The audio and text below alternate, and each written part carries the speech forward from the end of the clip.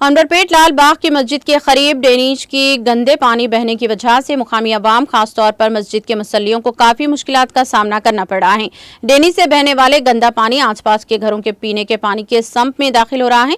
इस सिलसिले में मुकामी अवाम की जानिब से बारहा नुमाइंदगी की गई, लेकिन इस पर कोई तवज्जो नहीं दी जा रही है। मुकामी अवाम ने मुतालिका हुकाम से जानिब फौरी तवज्जो देने का मुतालबा किया।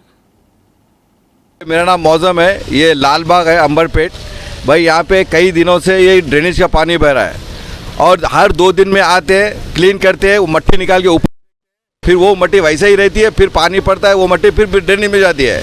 भाई यहाँ बलदिया का जो लॉ है वो समझ के बाहर है। भाई जब मट्टी ड्रेनेज क्लीन कर रहे हैं तो निकाल के उसको फौरी फेंकना चाहिए, वो फेंक, और जो बल्दिया वाले हैं जो सफाई करते हैं वो ड्रेनेज में मट्टी पूरी ले आके बहाते हैं। इस वजह से यहाँ पे हमेशा ब्लॉक हो रहा है।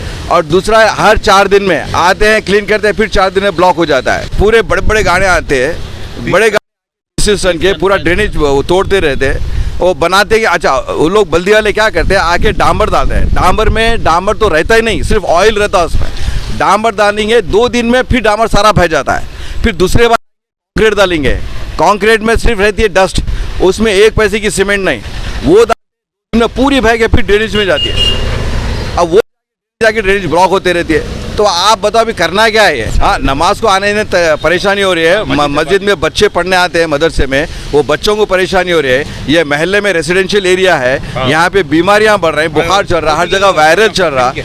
तो उन लोगों को कौन देंगे? अगर से तबीयत ख़राब हुए लोगों के तो क्या करेंगे? अभी सारा का सारा डिपार्टमेंट बंद है, मेडिकल का। आपका उस्मानिया बंद है, गांधी बंद है, कोरेंटी बंद है, क्योंकि डॉक्टर्स पूरे ये बताएंगे तबीयत ख़राब हुई तो।